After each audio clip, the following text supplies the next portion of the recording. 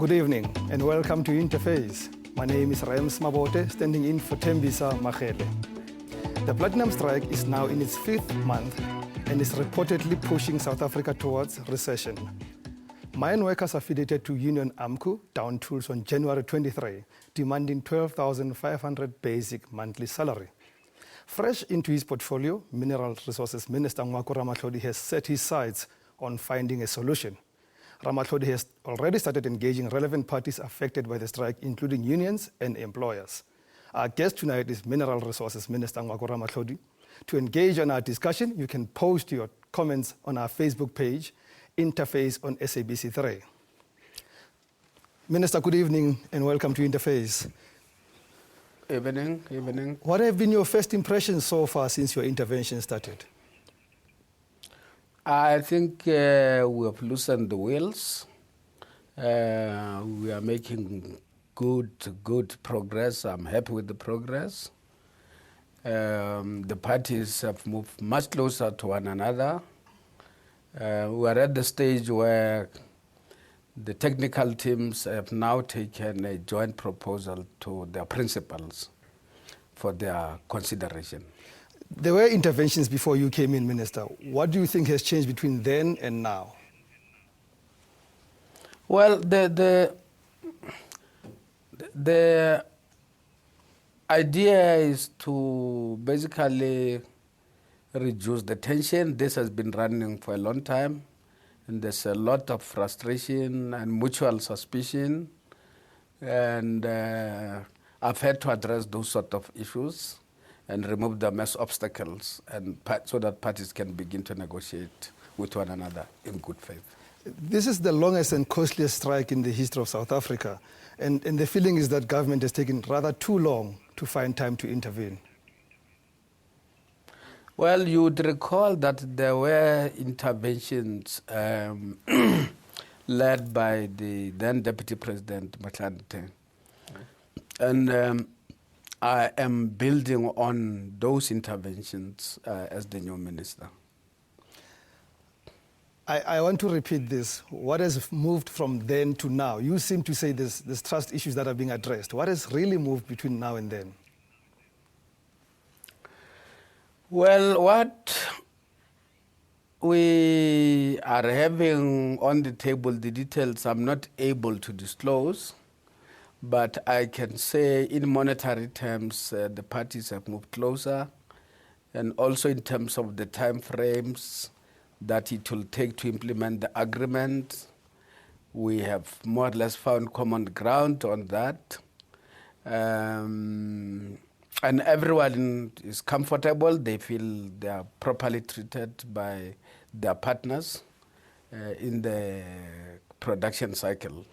Talking about trust, there's always been an issue about AMCU not being very comfortable generally with the tripartite alliance. And as an ANC minister, do you think that AMCU will have some confidence in you as an ANC minister who is a part of the tripartite alliance with which AMCU has a problem?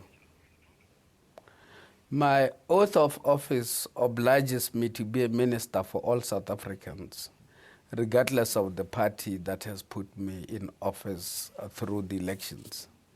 Once you assume that official position, it becomes a duty through the oath that we take to treat all South Africans without fear or favor and assist where my office is required to do so.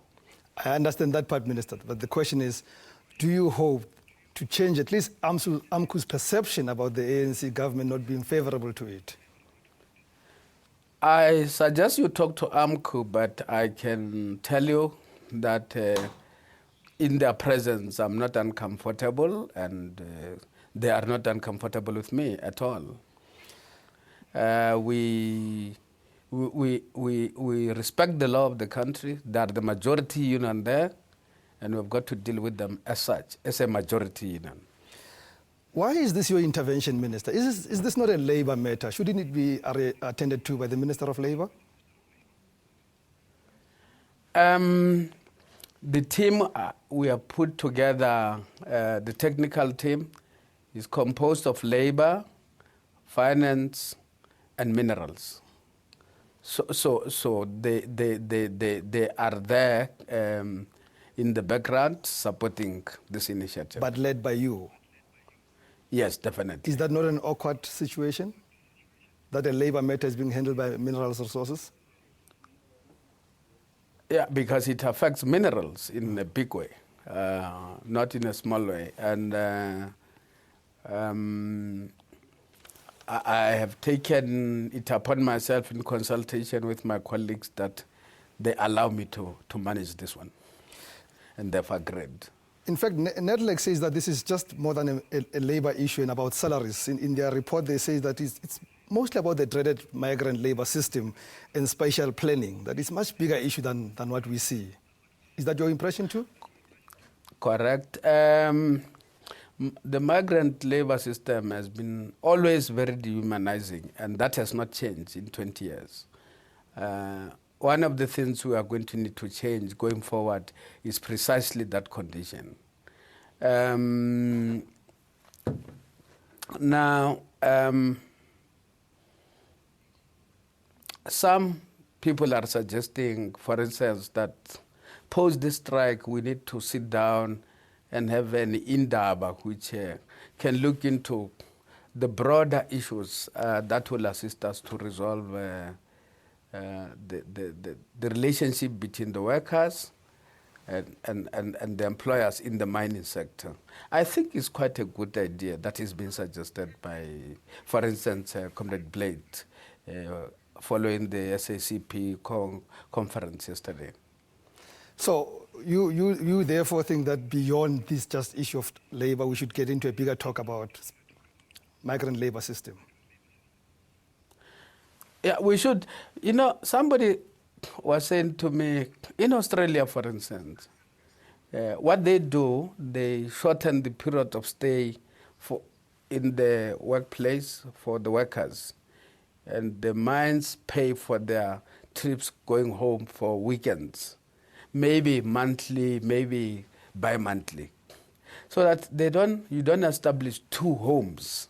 Because what then happens when you have got a primary home in the rural areas, and then you establish a secondary home at the workplace, it means you are beginning to divide your salary as an employee. And it can lead to very serious difficulties. Let's take a break right now, Minister. Please stay tuned in. We're going to take a short break.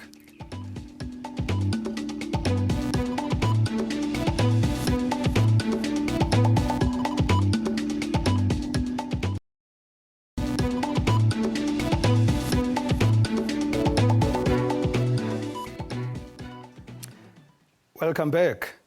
We're speaking to Minister Ngoako Ramatlhodi, Minister of Mineral Resources. He's joining us from our Pretoria studio. Minister, I have to speak again about the migrant labor system. Why would government make it its business to deal with this thing? Is it not an issue of the mine companies? The mining companies have been here for 200 years, for more. Why should it be government's problem to deal with this issue and not the mining companies themselves? We are obviously not dealing with it on our own. Like I'm suggesting, the mining houses will have to play a central role in that regard, in assisting with the curtailing or ending of the migratory labor system. The impression we get, and we get a lot of people asking about this, people writing about it, Minister, is that the ANC government is not too keen to press the mining companies too hard, because several ANC ministers are shareholders in the mining industry. Yeah, that may be true that they are shareholders, but we are going to press them very, very hard under the second phase of our transition. When you mean press them hard, what do you mean, Minister? There've got to be a change of attitude. There've got to be true recognition of the value of labor. The ownership must also change according to the mining charter, and beyond it is just a basic document. So there all is a myriad of things. It's a whole world that has to be looked at, basically. Okay. About the strike, what are your deadlines? What do you envisage to see the strike? When do you envisage to see it ending? I want it ended yesterday, but I don't know. I'm working on yesterday. Yesterday it has passed, so I'll see today or tomorrow. But realistic targets, what are your realistic targets? I mean, it's been going on for a few months now, so you probably won't help it in a week or 2 weeks. I'm not looking for months. That's what I can say, definitely. It won't go beyond months, no ways. Let's talk generally about your portfolio, Minister. And I know you're new in the portfolio. One of the biggest issues, and as I walked into the studio, by the way, this morning, somebody said to me, please ask the Minister, why is it that mining rights where we come from continue to be given to outsiders? Now, they did not specify a place, but people still complain that those that come from places with good mining minerals don't get the rights, but they go to other connected people. Is that an issue that you'd be looking into? Interestingly, I've been working from the street because of the strike, so I've not even been briefed about the issues in the department. But I suppose there'll be lots of issues along those lines, which will need to be looked at, definitely. One of the issues that will definitely be on the table, Minister, is the issue that has refused to disappear from the national agenda in this country called nationalization. Mm-hmm. And you'll be looking into that, I suppose. The policy position of the ruling party and our manifesto does not envisage that in these 5 years. That can be ruled out beyond this, but the policy positions, my mandate, where I'm sitting, we are not talking wholesale nationalization. What are we talking about? Creation of a state mining company which exists to ensure that it grows and begin to compete with other companies in the industry. That's what we're talking about. Of course, the flip side of the argument. And second, yes, please continue. Yes, please continue. You're saying secondly? Now, I was going to suggest that secondly, the ownership patterns the charter has to be implemented, definitely. It has been many years that the charter has been around, Minister. We hearing this. This is the 5th administration now of the ruling party. How long is it going to take to make sure that this charter is implemented? You are going to see accelerated pace across government, not only with regard to my department, but across government. Will be moving faster and swifter and better, working more efficiently and doing things much better, smarter. I was saying earlier that the flip side to the argument of nationalization, by the way, Minister, is that the private sector says government should not be involved in running the mines, and you speak about the state mining company. How do you address then those others on the other side who's saying, actually don't get involved, it's a private business? The minerals in this country, by the way, are owned by the state. All the mining houses have got is the right to use. And I don't see how they can stop the state from taking part in exploring the minerals that belongs to the state. I don't see how that argument would make it. I suppose the argument is more about who will run the state mining company. Will it be, people with private sector background, or will it be people who are political appointees? It is happening now. Let's see what is in there, who's running those. I don't know who's running them, but it is happening. It's not a theory in the sky. The state mining company exists as we speak. And you have not appraised yourself with the state mining company as it stands now? No, it will be part of the briefings that I'll get once I've got the strike behind us. Well, Minister, we're going to take another break. When we come back, I want us to look broadly in the mineral resources and see what else we're doing in that space. So we take another break. When we come back, we speak to Minister Ramatlhodi once more.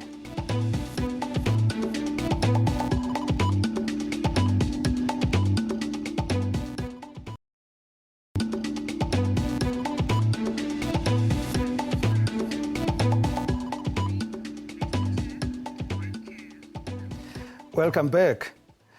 Tonight we're speaking to Minister of Mineral Resources, Minister Ngoako Ramatlhodi, and we're looking at the prolonged and very expensive strike in the Platinum Belt. Later on, we're going to read some of your Facebook messages which you sent to us. But Minister, I wanted us to look at your portfolio broadly. And when you got that phone call from the president on that, I think it was Saturday, maybe when he called you and said, I wanted you to be my man in mineral resources. What did he say your mandate is? What are your priorities for the next 5 years? Maybe 2 or 3 priorities. The president was time pressed and he didn't elaborate, but he indicated to me that it was a very, very important portfolio. The economy of the country hinges on it in more ways than another, and he has decided to entrust it to me. I then thanked him and thanked the Secretary General, who was there with him, and left. That's what happened that morning. Mm-hmm. Then obviously I had to go home and sleep for the hours that were left of that morning. But I couldn't really sleep because I thought of the strike. That's the first thing that struck me. But I'm sure subsequently, I'm sure you had a meeting with the president, maybe with the Secretary General of the ANC, and they have said to you, now, here are the issues. No, that big meeting is still to happen. But I had a meeting with the president 3 days after I started my initiatives, so that I can bring him to speed about my approach with regard to dealing with the strike, and so that I can get his formal blessing regarding my strategy on this matter, which I got, and I'm very happy I've got that backup. And you have met, I suppose, with the current DG and the current staff, and they have given you a brief of the issues that have been on the table? No, that meeting is supposed to happen today, but now I will see when I leave here if we can manage it, because I think time is running into the next meeting which deals with the strike. So I don't have the time to be properly briefed because I'm running this program to meet the deadline that you are asking me. What is your deadline to end the strike? And I'm saying yesterday, so I'm running to end it as quickly as possible. I'm a bit afraid for you, Minister, because we now read that there's a looming gold strike. So it may just happen that when you finish with this one, you'll be on to another strike, and therefore you may not even be able to meet everybody in your office to appraise you about other issues on the table. And I meet them in the street and say hello. They say, we are your staff members. But I would hope it doesn't come to that. Government comes in only when everything else has collapsed. And my attitude and approach is that we should give the institutions that we have created a chance to do their own job. In this case, a labor matter has to be dealt with by the parties between themselves. Only when you reach a stalemate of the nature that we have reached, which has run over 5 months, then do we then have, in my view, have a duty and responsibility to look into what can be done from government side to assist the parties. Are you worried, though, Minister, that the events of the platinum strike may influence the issues in the gold strike, in terms of figures, in terms of all other issues that are on the table?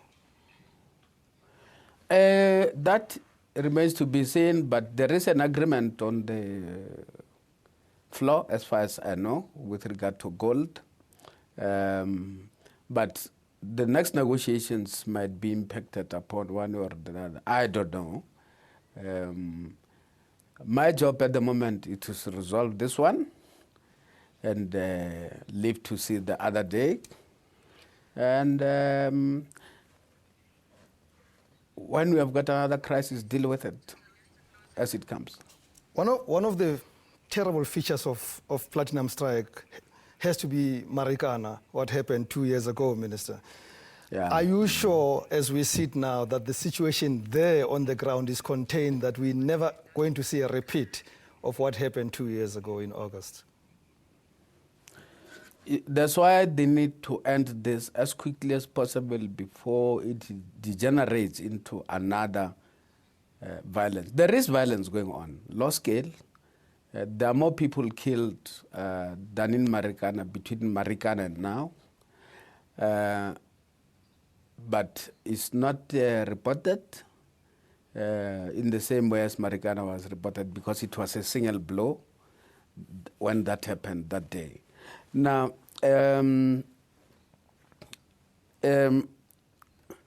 so at some point, people are going to break into violence if we don't stop the strike.